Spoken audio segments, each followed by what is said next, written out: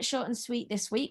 I'm not going to do a project introduction myself. I'm going to hand it over in a moment, and our guest speakers are going to do that for me. We'll keep you all on mute, and we'll get a chance to answer any questions as we go if you pop them in the chat box, or at the end if we don't have time as we go. And we are going to record this to send to our funders and potentially to put on YouTube. So if you don't want to be seen, then just turn your little video off. But other than that, I will hand over to Steve and Phil, who are from Butterfly Conservation. They're both project officers for us on this project, amongst doing many other wonderful things. And they are going to show you some exciting moths that are already starting to emerge this year. So I'll hand you over to Steve. Thank you very much. Thank you, Laura. Welcome, everybody.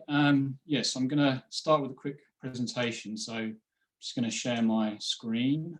So hopefully you can all see this. Hang on a moment. Screen share.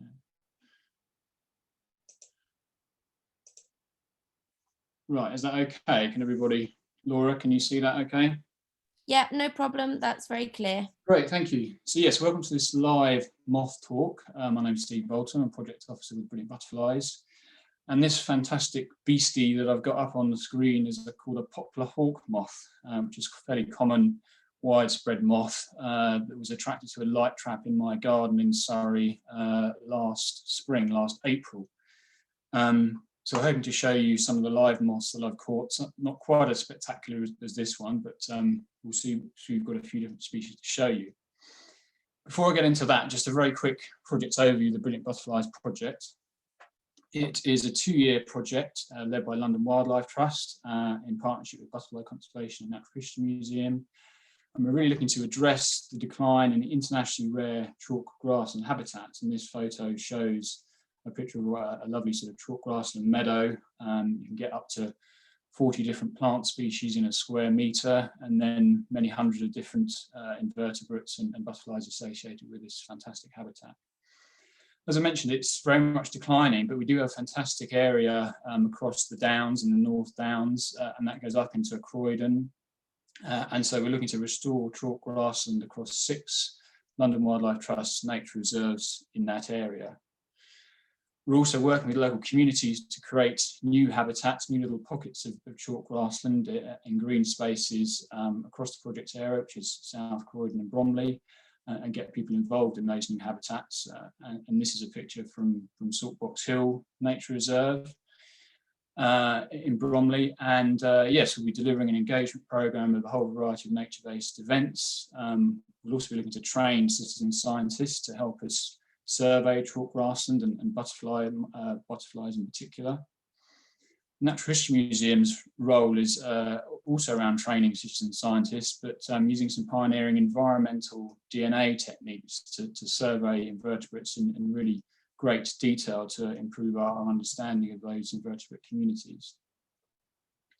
And across the project, we're looking to engage with lots of different people. We were hoping to do a festival last summer, but of course with COVID we weren't able to do so, but we're looking to catch up on that this year. So that just gives you a quick overview of the project. And now just a brief sort of introduction to butterflies and moths. They're part of the order called Lepidoptera, because they have these scaly wings. Worldwide, there's 180,000 species. 10% of all known species are pretty incredible, and the majority are actually moths, and the UK itself has over 2,500 species. And they all go through metamorphosis, so that life cycle of egg, larva, pupa, and adult. And there really is a fantastic variety of moths, all shapes, sizes, and colours, and they're kind of all around us, but often overlooked. And so you can get an idea. This is the garden tiger moth here. People have been fascinated, been studying moths for centuries, largely for their own enjoyment, but actually this sort of pastime of studying moths is really useful for conservation, because the sightings that people make can be submitted and recorded, and they provide vital data for nature conservation. And that's sort of helped with a recent report, actually, the state of Britain's larger moths, and that's found that they've declined by 33% over the last 50 years. And moths are a really vital part of our ecosystems. They pollinate many different plants, and they're an important part of the food chain. They provide food for birds and other wildlife, and they also help indicate the health of the wider environment.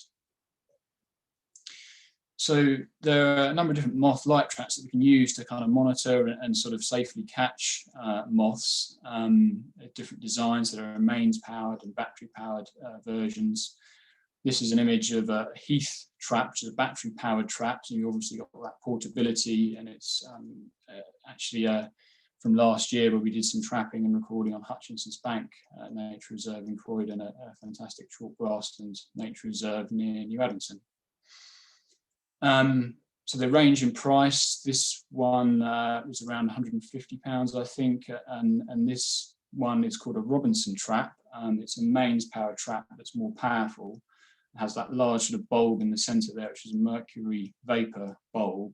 It's obviously that much brighter and can attract a greater number and variety of moths.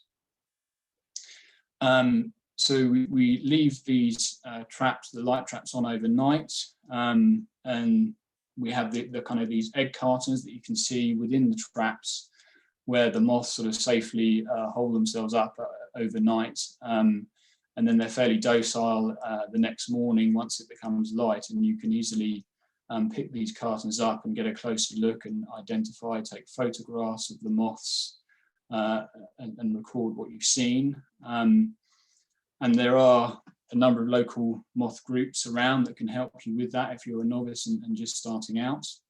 There are some fantastic online guides that you can use to help you identify moths, and a really great little app called What's Flying Tonight actually shows on that particular any given night what the records are in your area as well. So it's quite specific about what moths are around at that time of year, and is a really useful point of reference. So I set this Robinson trap in my garden last week in fairly mild conditions. Tends to be around at least 6, perhaps 8 degrees. Much colder than that, and the moths are fairly sedentary and won't be moving around so much. You're unlikely to catch as many. So last week we recorded 18 moths in total with 6 different species. The most common ones were, we had 7 chestnut moths and 6 common Quakers. So I hope to show you a few of those now. So if I stop sharing, we'll come back to the presentation in a moment. But if you can find the thumbnail called Steve's phone, I'll just get this moth into there. And in the top right corner of Steve's phone, the 3 dots, if you select pin on that image, it will enlarge it and should give you a good view of the moth, which I hope you can all see. I've got a thumbs up from somebody. So this is Hebrew character. It's a common and widespread species, and it has, as you hope you can see, fairly distinct black markings on the wings, which are quite distinctive, and you don't see on many other moths.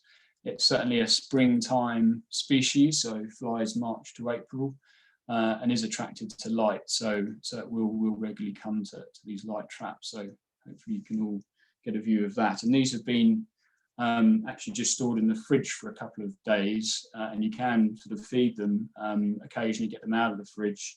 But this allows me to sort of have done that trapping last week, but then show you some of these moths. So I hope you can all get a good view of that one. Actually, these,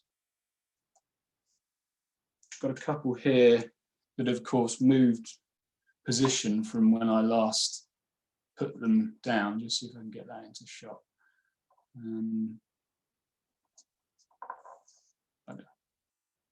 that going to focus for me? Let's see if I can just put him down like that.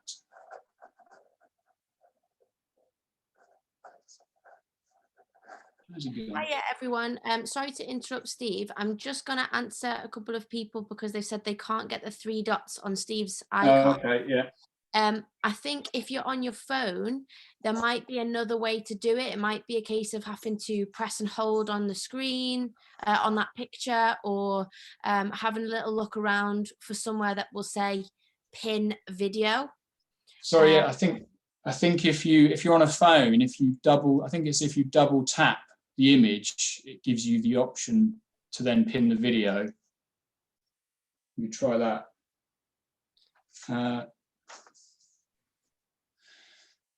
So this one. Okay. Fabulous. Thank you, Steve. This is a chestnut moth. So again, it's another quite common winter species. It's got a longer flight period from September to May. It's quite widely distributed.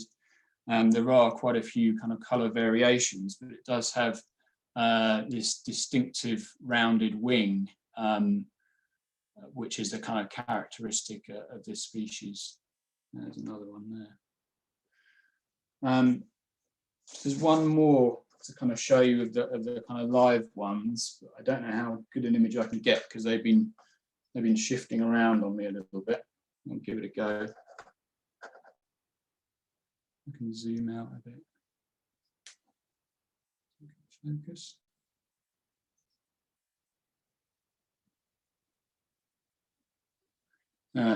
It's not playing ball and focusing, but so I might go back to an image of this one on the screen. If you put your finger behind it, Steve, it kind of focuses in on the moth in front of it sometimes. Or if I just see if I can manipulate him down to because he's up the outside of the pot. Just give me 2 seconds. Never work with live animals or children, people. Well, there we go. There we go. Oh, there we go. That's much better. That's fantastic. Oh. Sorry, I'm just trying to. Oh, there we go. Right. Technology. So this is a common Quaker. Yeah, it's good to get that one up. Another fairly common and widespread species. It's another springtime one, so flies March to April. There are some different colour variations, some darker ones, some much paler ones, but they all have these sort of stigmata and the lighter sort of coloured circles around them, which is distinctive. And the larvae food plants, so the caterpillars feed on oak and willow, so it's mainly associated with woodland habitat. So I hope that gave you a bit of a flavour. I've got some others that I can just quickly show that I took pictures of. So if I share screen again.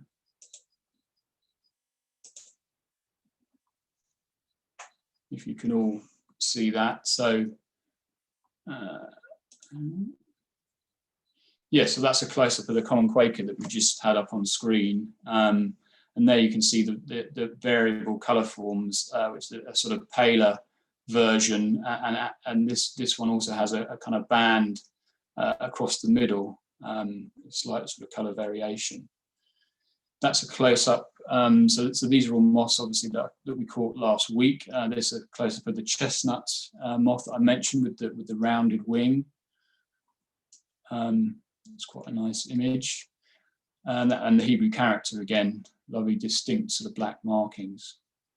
So a couple of others that we also tracked last week. This is called a common plume. It's a very distinctive kind of T shape to it. It's the only plume moth found in the early part of the year. There are a couple of other plumes called Beautiful and another one called Brindled.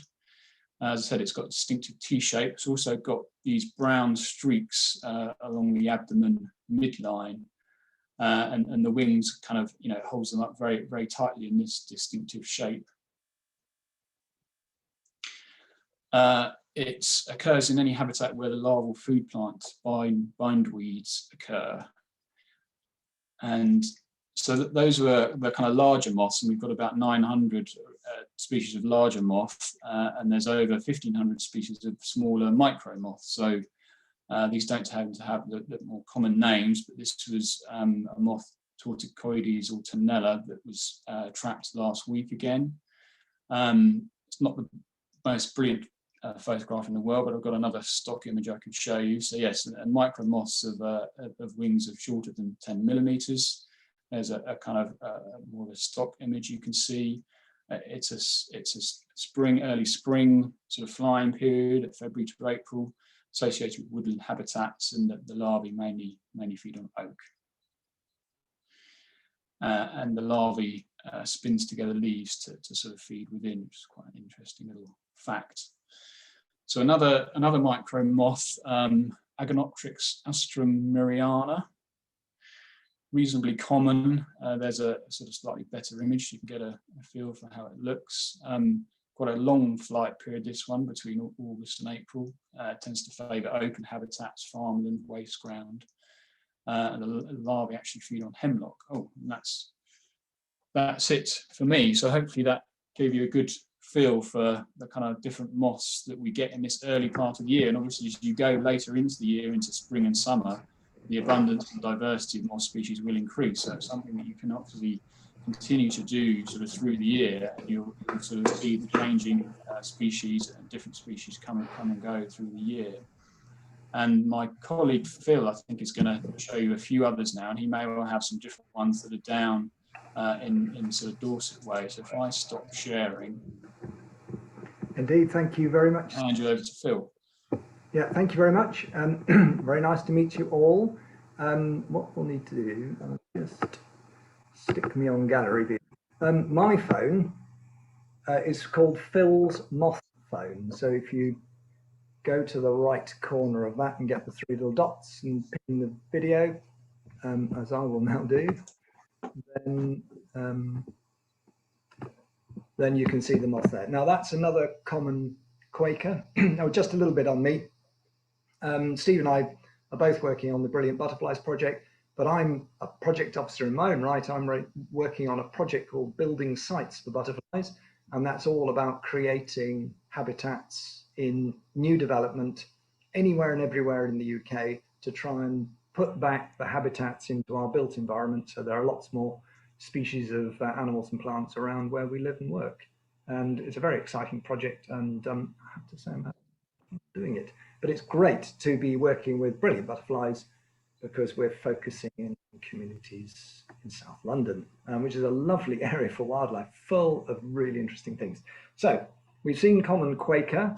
These are a few moths that I live in Weymouth, so down on the Dorset coast, and there are a few different species. And here are some of the ones that we've trapped over the last, since about, towards the end of last week. Now this species here is called the dotted border moth.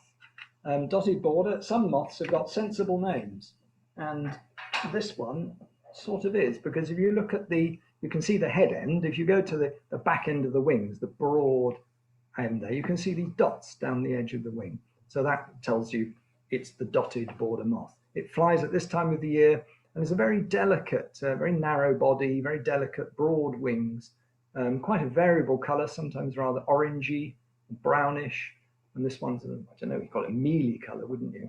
But fairly common sort of woodland, hedgerow sort of moth. So if you're out driving the car when it gets dark and you see a sort of mid-sized moth just flapping gently in the car headlights, that's quite likely to be the dotted border.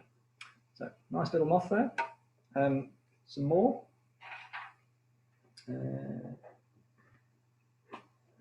Steve showed you a chestnut, but I've got another chestnut moth here. So chestnut moth, again, you see, said that very slightly rounded edge to the wings, but this is yet another colour form, and they'll vary from that light sandy colour all the way through to almost greyish black in their variation. Now, the moth I showed you last was the dotted border moth. That moth starts emerging from its chrysalis, from its pupa, in about December, early January, all the way through to early March. This moth, the chestnut moth, as Steve said, emerges last autumn and goes all the way through to April or early May this year. And moths have got all sorts of different ways of surviving through the trials and things that the life throws at them in our country. And there are quite a lot of species that do what this moth here, the chestnut, is doing, and that is they hibernate over winter.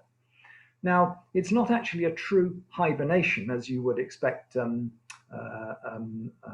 a dormouse or a bat to do, which they lower their body temperature, because these are cold-blooded animals. So what they do is they just simply hide. So when the weather gets cold, they go cold and they remain still. And you can imagine for a moth of this color, wherever it is in a tree or in leaf litter, a still piece of insect like this would just look like nothing. So they're highly camouflaged even over the winter when they're cold, and so rarely eaten by birds because they're very difficult to see. But come the spring, obviously they start to warm up and get on with their life cycle of mating and laying eggs, which is the next phase of this one's life. So as soon as it gets dark this evening, off this one can go back into the wild and continue its life cycle. Right.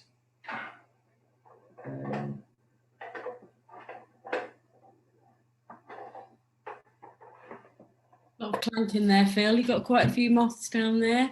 Yeah, you're right. Yeah. Am I doing okay on time? Yeah. Oh yeah, it's a spectacular one.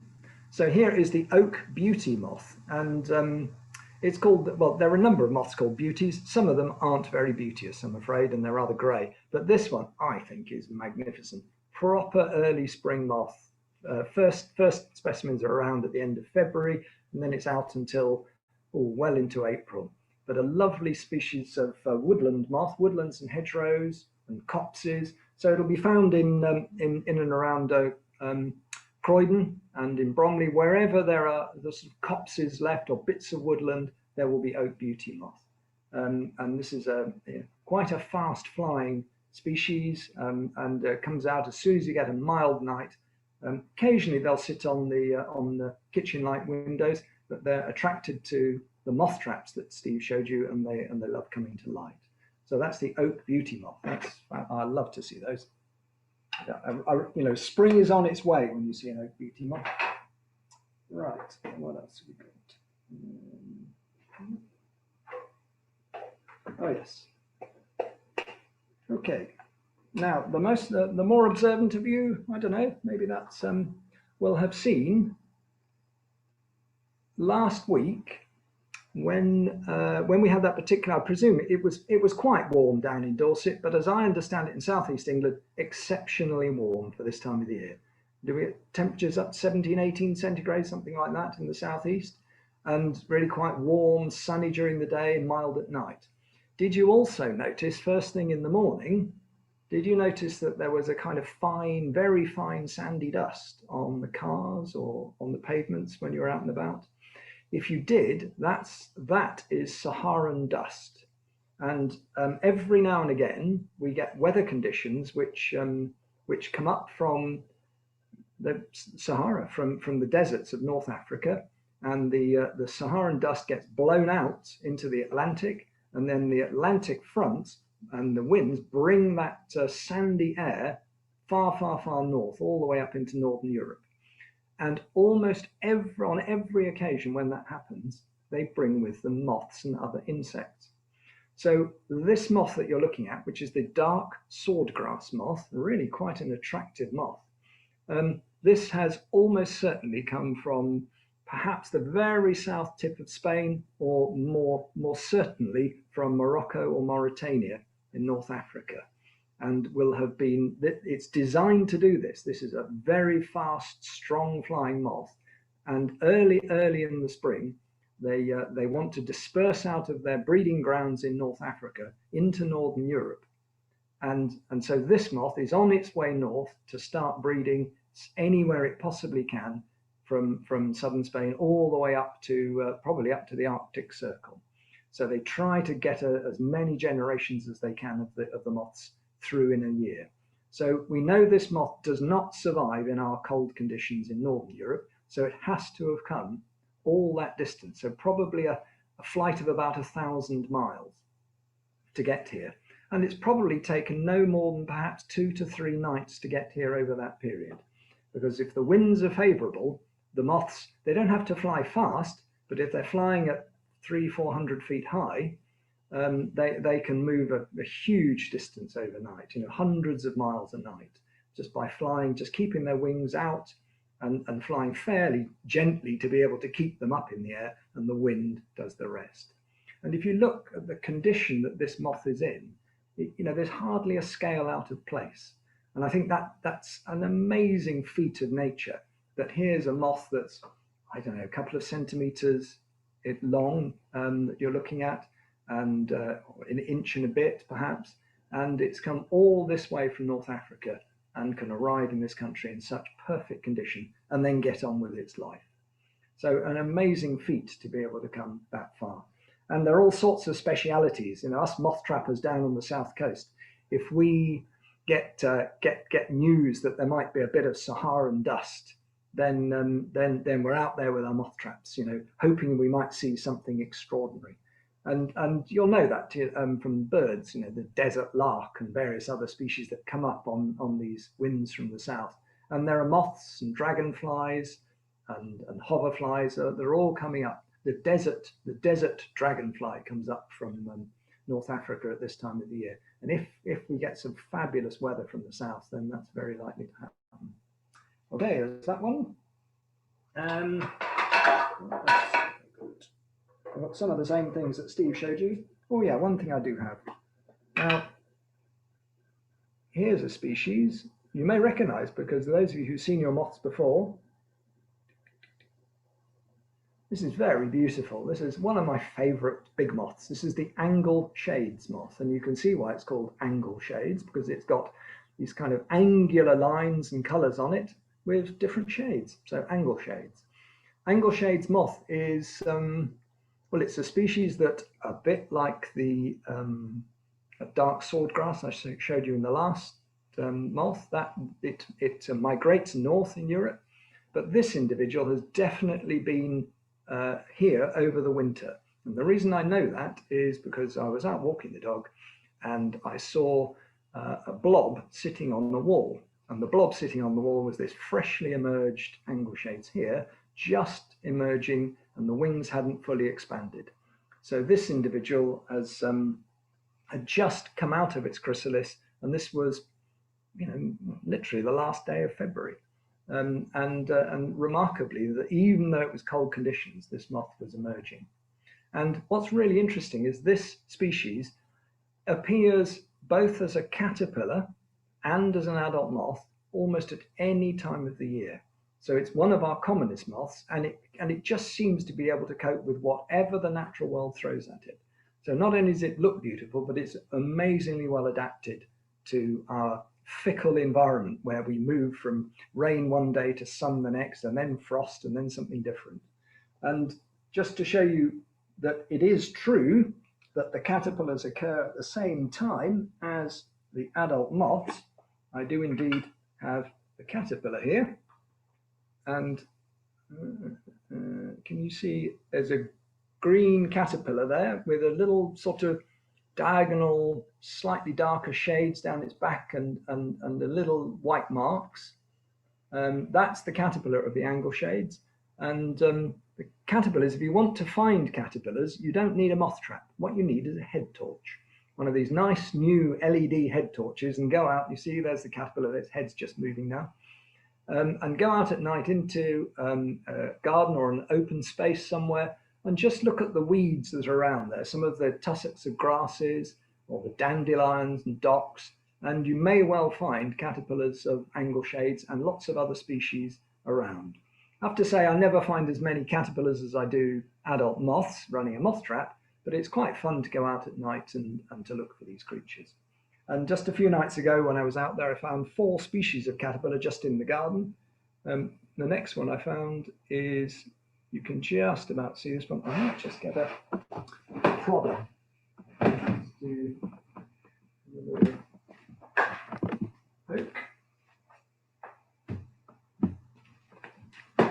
I call best props. Let's just see if this one will do its trick. Will you? But you can see that, you see there's the caterpillar. You can see that it's clasping onto the vegetation with its back 2 pairs of legs, and then it doesn't have any legs, and it's got 3 pairs at the front end. And that's a caterpillar of a geometrid moth, and in America they call them the inchworms. So when you see the caterpillar crawling along, they inch along, so they loop, creating a loop and then extend themselves. And this caterpillar is of the yellow shell moth. So that was in the garden, and that feeds on dandelion and all sorts. And it's probably in almost every garden in the whole of England and Wales, and certainly up into southern Scotland as well. It's a very common moth, but it's very rarely seen. And I'll show you what the adult moth looks like in a bit. And the only other caterpillars I've got to show you are, it's a very common species. Now, is that all going to focus, or do I want to put it on another one? There we go.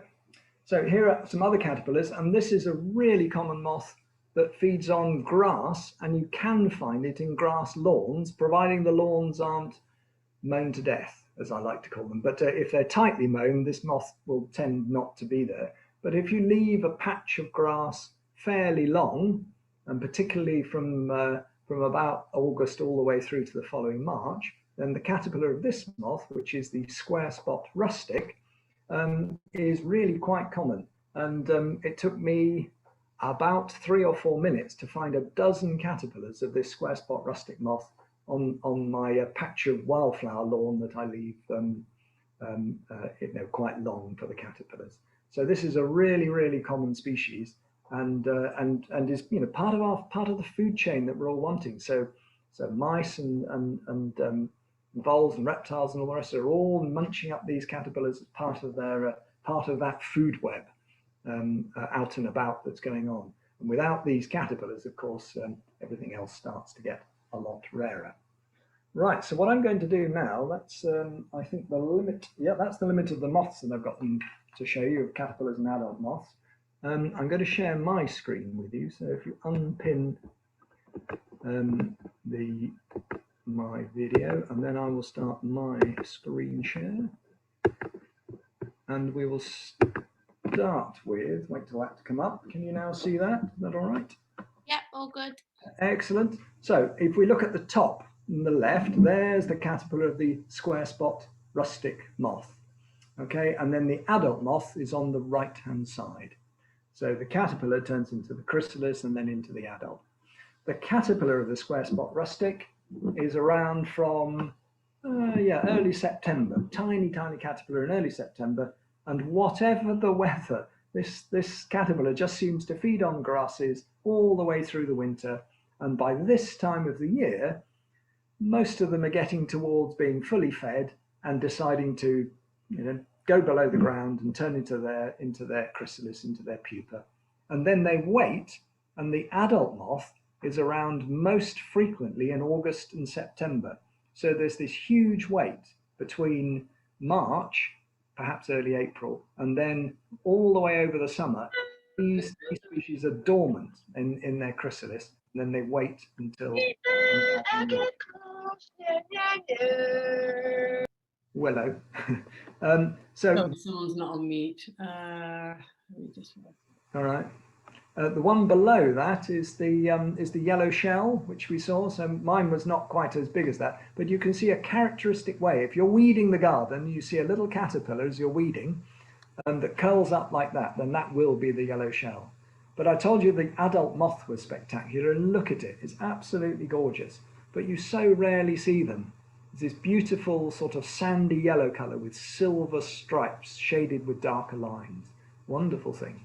And then at the bottom, there's the angle shades again, and it turns into the angle shades adult moth. Okay, so that's something about caterpillars and their life cycles, and all the life cycles are different. So the yellow shell, that will have 2 generations in a year. So the caterpillar that I showed you now, that will be turning into its pupa in the end of April, early May. The moth will be out at the end of May and early June, and then the next round of caterpillars will be out in end of June and July, and then the next lot of adults will be out in August and September, and then the cycle goes on again. So that one will have 2 generations a year, whereas the square spot rustic only has one generation. And then the angle shades, as I said, they're just around at all times of the year. So it's difficult to say whether they've got 1 or 2 generations a year. They're just effectively continuously brooded. You know, that whatever the weather, if it's warm, they'll rush through their generations. If it's cold, then they spend time just hanging around. Right, let me just get now. Oops, didn't mean to do that, did I? Let's rub that out. I can't quite get to what I'm. While you're Yeah. working that out, Phil, if that's okay, we've got a question. Yeah. Oh yeah. Any top tips for setting my battery-powered Robinson's Heath trap, please? Beginner's guide! ! Oh yes, yes, excellent. Well, great that you've got a moth trap. That's really good. I think in terms of the position of the moth trap, don't be too ambitious. So I know that there's a real desire to go, if I put this out in the middle of somewhere where it's got lots and lots of space around it, I'm bound to attract more moths. But in fact, particularly with a heath trap, the light isn't very bright, and the best place to put one is right in the shelter.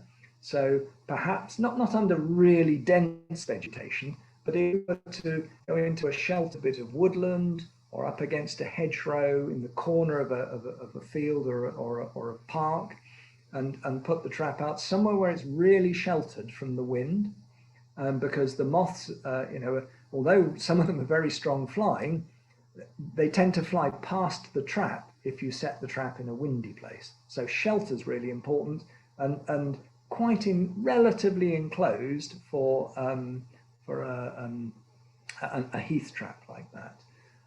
The other thing to do is night temperature. Steve's already mentioned night temperatures. At this time of the year, if you get an 8+ centigrade, then that's brilliant for putting a trap out. But if you start wanting to look for moths and the temperature is going to go down and the minimum's forecast to be 4 centigrade, don't waste the energy, because the moths are not really going to be flying. As the season goes on, you're going to go through a good patch for a heath trap in April, May and early June.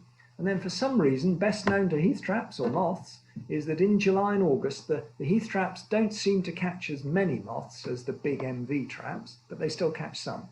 And then come end of August and into the autumn, all the way through to November and early December, the heath traps come back into their own and they start catching quite a lot of moths.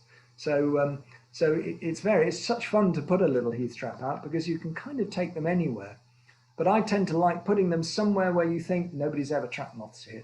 I'm going to find out what's here. And so some are tucked away in the corner of a woodland somewhere on a slightly damp, mild night is usually ideal. Oh, and one other thing, at this time of the year, and this comes on to my next slide, segue or what? Oh, excellent.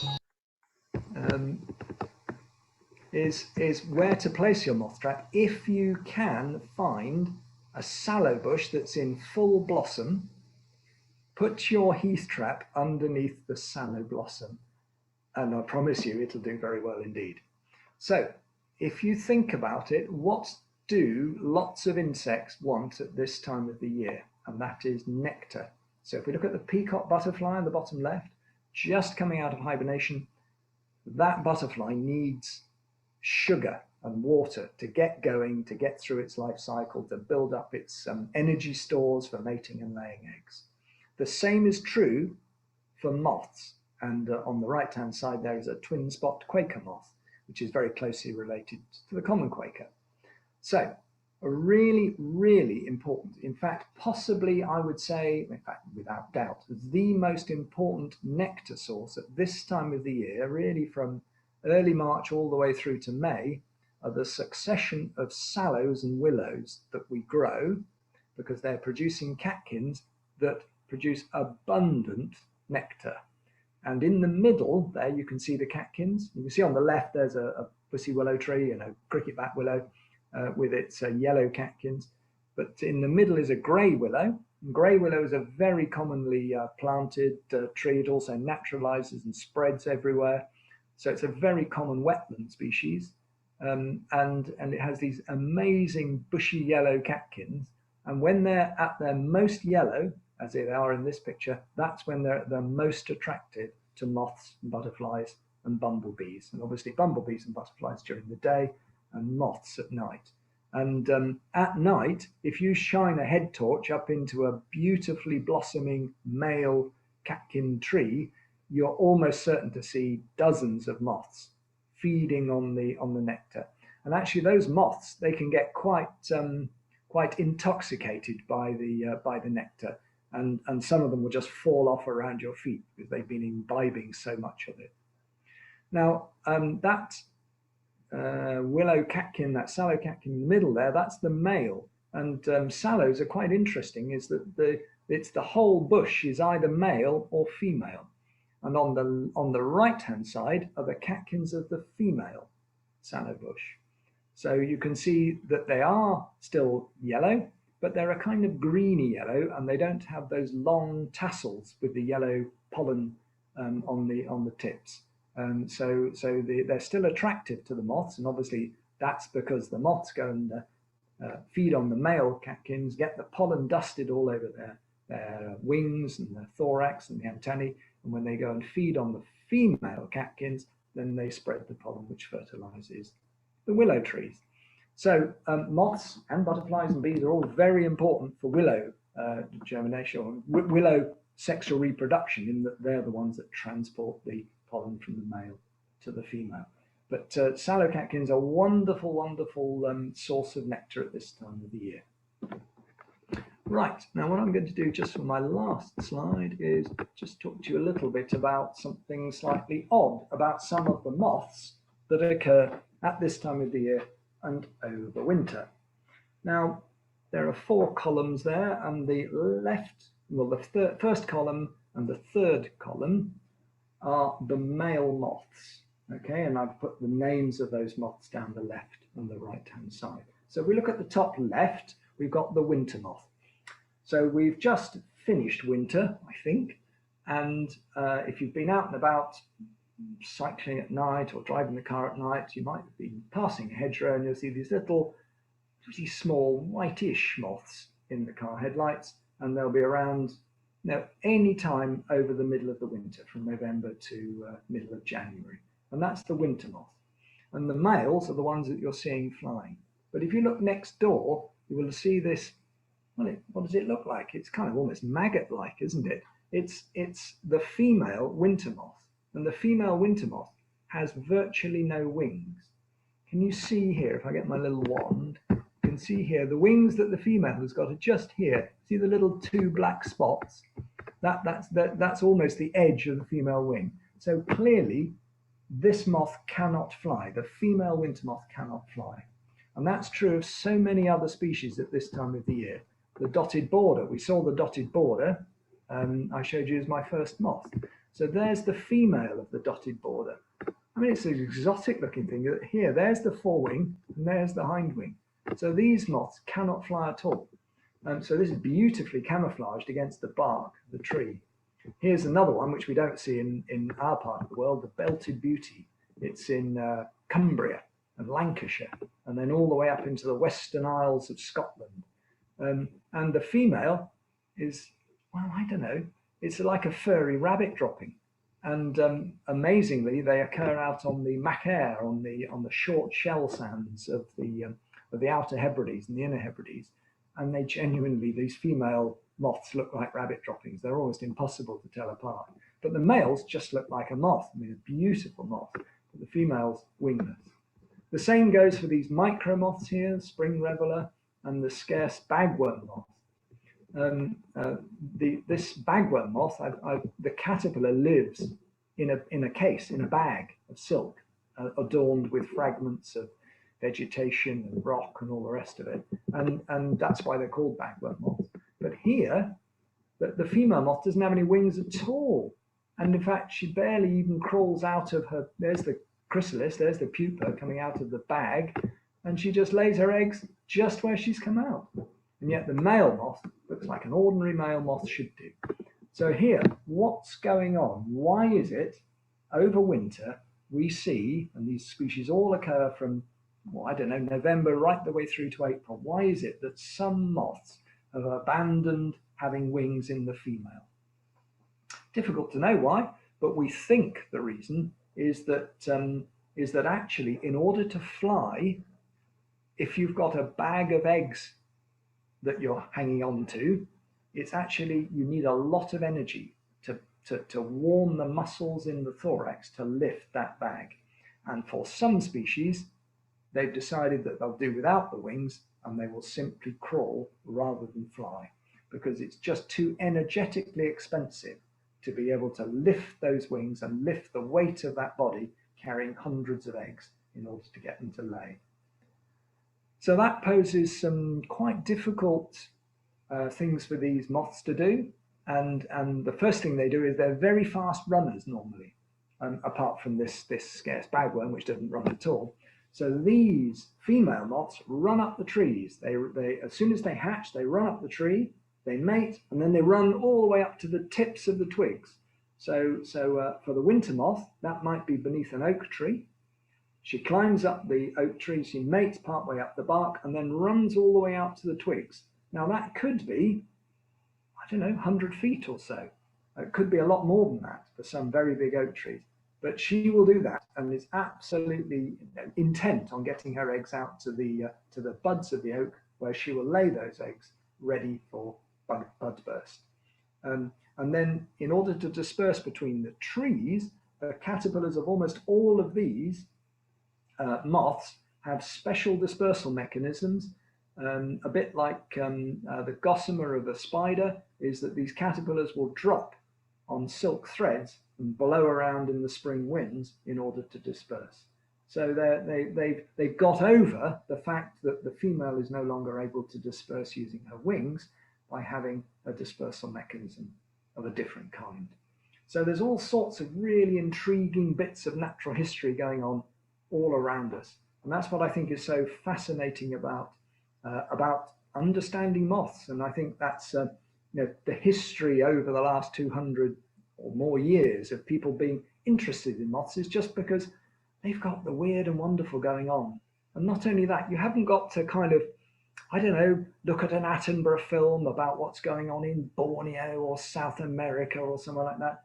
All of this is going all around us, right here on our doorsteps. And that's the great thing about encouraging and promoting the conservation of wildlife in your area, in our area, is because it's so exciting to hear about all these stories of the moths that are around us.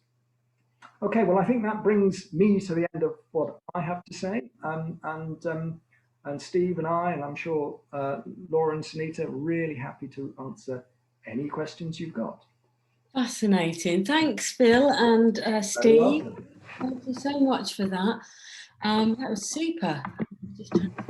Absolutely fascinating. So interesting. So many great pictures, and they behaved well live as well, didn't they? They've done well, haven't they? Yeah. We have, yeah, they did. One of Steve's called off, but just right at the last minute. So we might. Oh, excellent. Good question. Are there any moth caterpillars that are bad for our native trees? Oh, well, yes. It's quite a problem at the moment, isn't there? With yeah. Do you want me to do okay, I'll do this one. I suppose we've got to be talking oak processionary moth. Was that what you were thinking of? Yes, and not the only one. Let's just have a little bit about oak processionary moth and also brown-tail moth. Brown-tail moth is another one that we see. In fact, I'll tell you a bit about brown-tail moth before we do oak processionary. That's because, sad to relate, the reason I'm a doctor is because my doctorate was on the brown-tail moth. And I first worked in London, in East London, on populations of that moth. So the brown-tail moth, for those of you who don't know, it's a nest-building caterpillar. So in the autumn, the tiny caterpillars all aggregate together, and then they make a white silk tent, which they attach to the tops of bushes and trees. And then in the spring, They absolutely ravage the vegetation. And if there are hundreds of nests on a tree, the tree ends up completely defoliated. In of itself, that's not a problem, but the caterpillars are, because the caterpillars carry a skin rash. And that skin rash is like a nettling rash, urticaria. So it's really unpleasant. And in my research, I used to spend hours and days itching from these horrible caterpillars. But that's all the quest for science, isn't it? These caterpillars, they vary in abundance. The populations rise and fall, and have been doing so for hundreds of years. There's a record back in 1720 of kids being paid a shilling for a bushel of nests, which they then used to go and burn, because then that's over hundreds of years. And this moth is gradually getting commoner. And now I think if you were to travel between London and Cambridge out on the A11 and the M11, I think you would see along the motorway side of the verges, you would see hundreds, if not thousands and thousands of nests. So this moth is getting commoner, and it is a bit of a problem.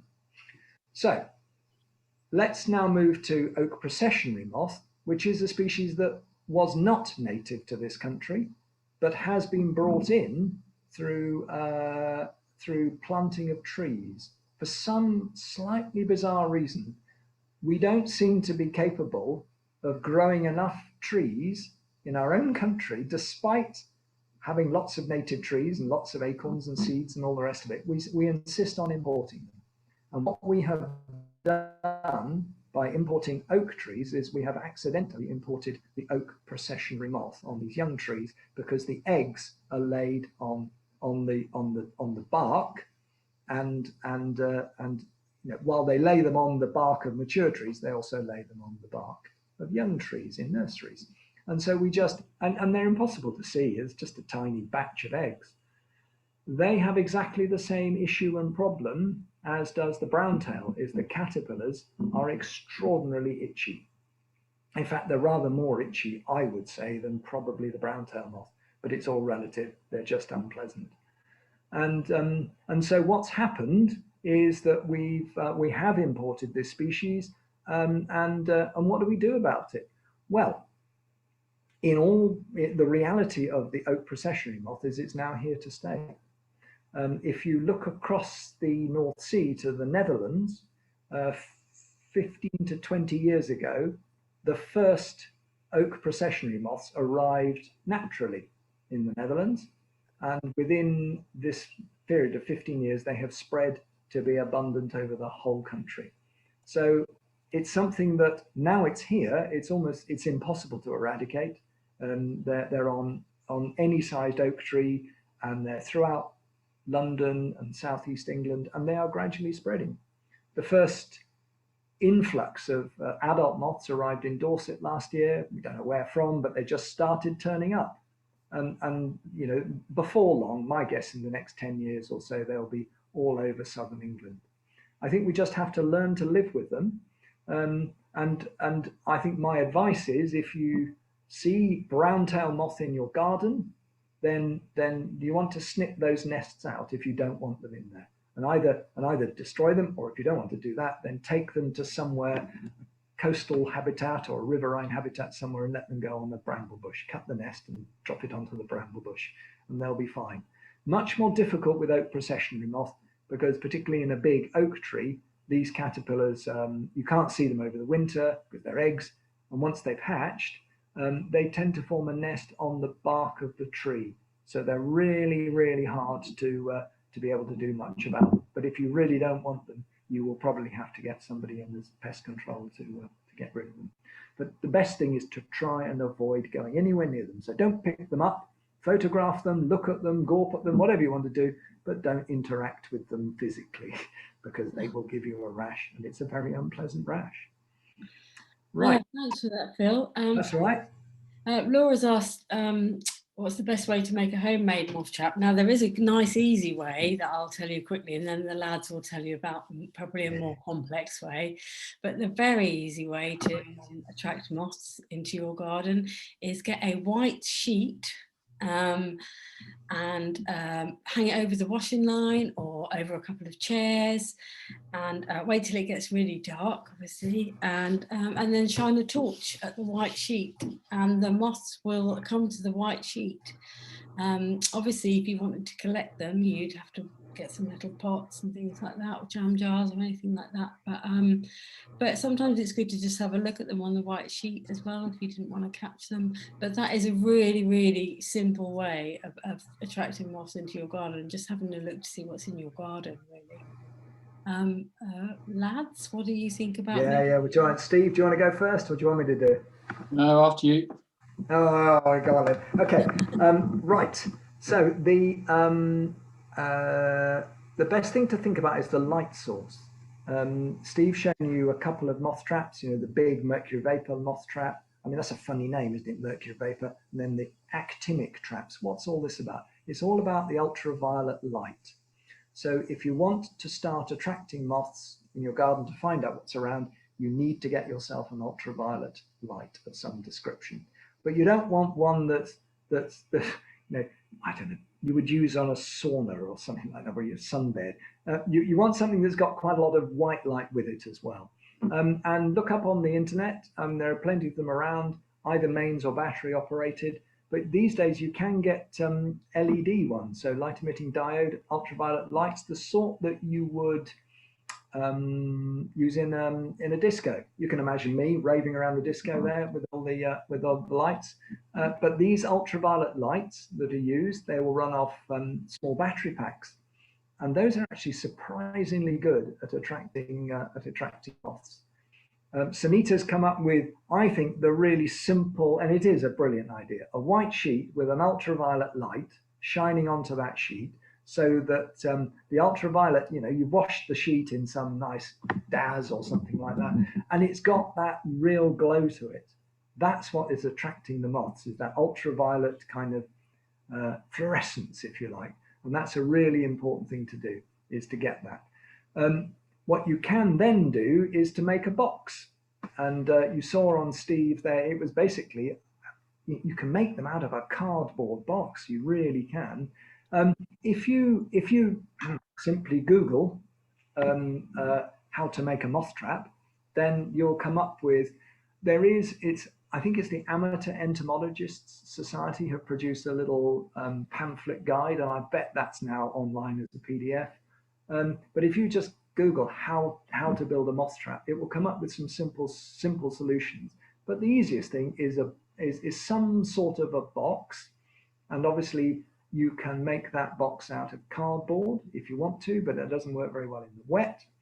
But if you went down to your local hardware store and bought one of those big Tupperware storage boxes, that is an ideal box for a moth trap.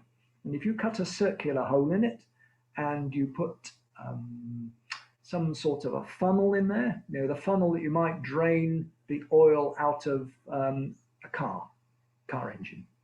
Those sorts of funnels, and then chop the narrow bit off the bottom. You've then created your funnel, which the moths will then drop down into that, and you suspend your light in that funnel. Then that's probably one of the simplest moth traps to make. Inside your box, you put the egg boxes as Steve showed you, and then the moths will fly around. How you suspend your lamp is entirely up to you. I mean, I've used all sorts of contraptions before. I've managed to somehow acquire an old Boss retort and clamp from a chemistry lab. Those are great because the clamp still works around the base of the bulb, and that holds the lamp separate from the trap unit. But you can come up with all sorts of ways, and the internet is full of little diagrams of what to do. So there are some basic traps, and wow, I think you could probably make a moth trap for about £20. You know, you could probably do that. But, you know, obviously be careful about the electrics and the rest of it, particularly up mains outside. So battery operated is probably the safest way to go, with a sort of a motorcycle battery and a 12-volt ultraviolet lamp. That's probably the safest thing to do. But for those keen on doing it, the mercury vapor ones are very good. And just if you start getting adventuresome and really want to do this, then not that far away into Suffolk is Anglian Lepidopterist Supplies, ALS, and they are a brilliant suppliers of all sorts of a range of moth traps of various affordability. So once you've done your own and you're thinking, oh, I could do a bit better than this, then maybe move on and graduate to buy a moth trap from ALS. It's one of my favorite sources for buying moth traps, which I kind of have done for very many years. That one of your mates, Phil? One of the mates, yeah, it is, yeah. John Clifton. John Clifton runs Anglian Lepidopterist, and he's been a mother for his whole life, and a lovely guy. So he's very keen. And if you're a bit worried, just ring him up, have a chat. Lovely guy. Brilliant. And one last quick question, and then we'll dive off. Is there a best time of night for moth flight? Ah, good question. Yes, there is. Yes. It varies, but the best time is about half an hour after dusk. So if you go out there with your lamp thinking, oh, it's dark enough, isn't it? Why are there? I can see moths flying, but they haven't come to the light. That's because when moths first fly, they're not interested in your lamp at all. What they're doing is they're going around trying to find nectar to feed on before they go out and do their dispersal. And that's when they're attracted to light, is when they're dispersing to lay their eggs or to find a mate. So when they're first flying at dusk, they're after food, and then they get more attracted to light. So, half an hour to an hour after, when it's properly dark, it's a good time for moths to come to light. Then by the time you've got to, I don't know, this time of the year, it will be 9 o'clock. In the summer, it might be midnight, half past midnight. That's when the most of the moths have done their flying. But there are some species, some specialists, that don't start flying till 2 o'clock in the morning. And some of those are the hawk moths. So Steve Bolton showed you the Poplar hawk moth. That's actually a really late flyer. To get numbers of that, they tend to fly at 2 or 3 o'clock in the morning. Who knows why? Who knows? But it's very interesting. And then there are yet again a bunch of moths that will fly just before it gets light again at dawn. They're the party moths. They are. Yeah. Can I ask a quick question? Of course. I know we need to wrap it up, but why are they even attracted to light in the first place? Oh, how long have you got? I'm sure you've. People have got homes to go to. No, right. Very quickly. Why moths attracted to light? It's almost certain to do with the navigation system that they use to get around at night. Is that the reason why they're attracted to ultraviolet light as opposed to ordinary light is because whatever the weather, ultraviolet light is heading our way from outer space, from the stars and the moon, and moths have navigation systems. I know it sounds weird, but they do navigate. So if they are looking at the moon or the stars, or their eyes can see the moon and the stars up to the right or the left or wherever, and they fly at a constant angle to that ultraviolet light coming through the cloud or on an open starry night, then they will fly in a straight line. And what happens is when we put a point source of ultraviolet light, is if they fly in a straight line to a point source, they go around it. And it's thought effectively we're interfering with their navigation system. Something along those lines. Yeah. Wow. It must be hard for them in the middle of a city then, right? With a lot of light pollution. Light pollution is bad news for moths. I mean, we love it. I know people are into dark skies, and so are us mothers. It's a really important thing. The less light pollution we have, the more chance we have of having more moths. Out in the countryside, people will see hundreds, if not thousands of moths. And in the town, we tend to be in the tens, and if we're very lucky, 100 moths. Mm-hmm. So it's a real diminution of our enjoyment living in a town. There are all sorts of other benefits, but there are fewer moths in towns because they just can't navigate and get on with their lives as much as they can in the countryside. Thank you, Phil. And thank you very much, Steve, as well. We've had loads and loads of people say thank you, and really interesting talk. Lots of great knowledge that they want to share with people. So thank you very much. As always, fantastic talk from you both. And yeah, just one more thanks to everybody for coming along. and hopefully we shall see you all next week. Brilliant. Thank you. Thanks, guys. Yeah, take care, folks.